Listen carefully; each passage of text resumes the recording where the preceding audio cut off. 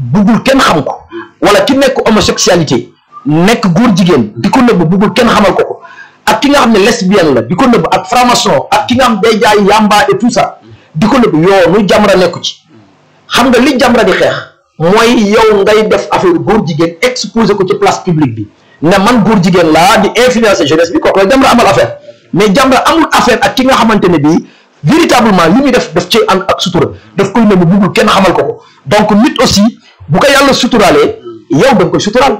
koo xam ne dafay dund vie privée te moom buggul sax famem xam ko kooku yoonu Jamra nekku ci ki jël joint yamba dugg ci néegam tux yamba mais loolu lu ci yoonu Jamra ki naan sàngaraam ba mandi nekk ci néegam nelaw ba yeewu dem ay activité am yoonu Jamra nekku ci li ñuy bañ mooy ku influencer jeunesse bi ku taxaw ci place publique bi wax ne kaay leen nekk góor jigéen kaay leen nekk lesbienne kaay leen def lii parce que lii mooy lii yomb loolu la Jamra di xeex donc loolu aussi dafa nekk influence bu doy waar ba wax na tamit ne la criminalisation boobu ci wàllu homosexualité bi c'est vrai que ne waa ànd sàmm jikko yi collaboré woon nañ ci ak waa Jamra defoon nañ le tour du Sénégal wër nañ kilifa diine yépp wër tamit tous les responsables politiques ku ci nekk dem nañ la jox la ko pour yow nga signé donc Ousmane Sonko tey que ce soit de passage muy le président de PASTEF notre premier ministre du Sénégal dafa waxoon ne dina bokk ci bis bu ñu amee majorité ñoom li ñu njëkk a criminaliser homosexualité ci lay bokk donc loolu aussi peuple sénégalais bi ñu ngi ko di déglu di ñaan tamit loolu aussi mu appliqué ko parce que moom il est devenu majoritaire à l'Assemblée nationale donc loolu bu ñu ko defee rek jàmm am parce que bi fi Jean-Luc Mélenchon ñëwee wax na ne moom moo njëkk a porté projet de loi wu daganal affaire góor jigéen en France nangam te ba dafa bu sañoon dafay law ci àddina bi ñàpp mais loolu France la valable mais valable au Sénégal donc loolu aussi vraiment ñu ngi ci xaar daal vraiment. juste deux questions rek si ONG Jamra balaa ñoo dugg xuusaat si waxtaan bi.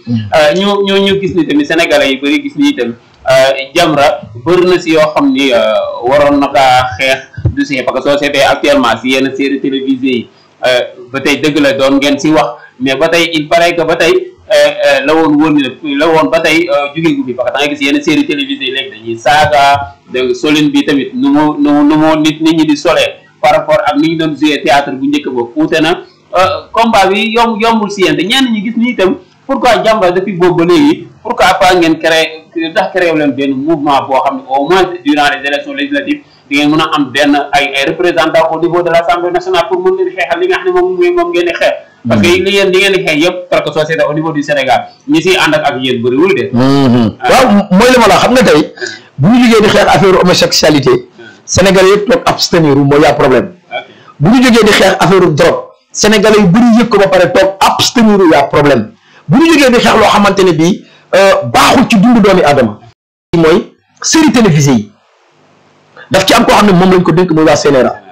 xam nga tey Jamra mooy li ma la wax rek ñu budul alerter Jamra day dénoncer Jamra day alerter day wax ne lii baaxul lii defal lii mais ñi war a jël seen responsabilité mais c'est l'État du Sénégal ñi war a jël seen responsabilité tey ci télévision ci film télévisé yi c'est-à-dire que mooy waa CNRA ñoo war a xam ne film bii baaxul film bii dafa nekk loo xamante ne bii peut-être affaire pornographie la mais y a des tels films yoo xamante ne bii pornographie verbale la ñuy def xam nga donc loolu bi mu ci amee am na benn télé boo xamante ne bii benn téléfilm Jamra attaqué woon nañ leen xam nga mu nekk loo xamante ne bii véritablement bugguñu aussi dugg ci yenn détails yi ba ñu jàpp ne dañu ñëw pour citer tel kii wala non mais Jamra li mu mënoon def daal def na ko lépp lu ci gis aussi gis Jamra mu ngi koy dénoncer am na ci ay jeunes filles yu commencé na def ay dérive ay ñoom Rangou et consort mais Jamra dafa dem ba ci ñoom et puis Jamra balaa mu laa porter plainte Jamra dina ñëw waxtaan si ak yow ne la mais 6 waaw lii ngay def est-ce que doo xool leneen xam nga am na sama benn xarit boo xam ne man maa ko dugal Jamra muy Cheikh Ahmed Cissé que je salue de passage Cheikh Ahmed Cissé tam borom àndala buri waaw Cheikh Ahmed c'est un ami mais bi mu duggee Jamra gis nga ruubee na Jamra xam nga donc ñun aussi dàq ñu kenn ay ñoom Pawlish Mbaye ñoom gars yi ñoom Kouthia gars yi naan non mais lu tax Jamra mais may rappelé waat Yonent bi sallallahu alayhi wa sallam bu fekkonte ne képp ko am beneen jikko bu négatif wala nga nekk ci leneen Yonent bi du la accepté kon l'islam bu toll fii c'est-à-dire que mooy li ma waxoon Jamra ku baax Jamra soxlaatu la Jamra boo baaxee soxlaatu la kii Jamra soxla mooy doomu julit bi nga xamante ne bii mu ngi jël yoon boo xam ne arrangé wu ko te baaxul ci dundam baaxul ci diineem ñooñu la Jamra soxla recruter leen conscientiser leen tegaat leen ci yoon ne leen yoon bi ngeen jël baaxul mais boo xasee ba baax ñun dañ la soxla ngir yow nga ñëw bokk ci combat bi ñun ñu dem seeti ñi nga xamante ne bi dañu tergiversé xamatuñ fu ñu jëm amatuñ ay repère te buñ leen seetaanee seen dund sànq Jamra ñooñu soxla pour defar leen pour ñoom aussi ñu mën a jëriñoo seen bopp mën a jëriñ population.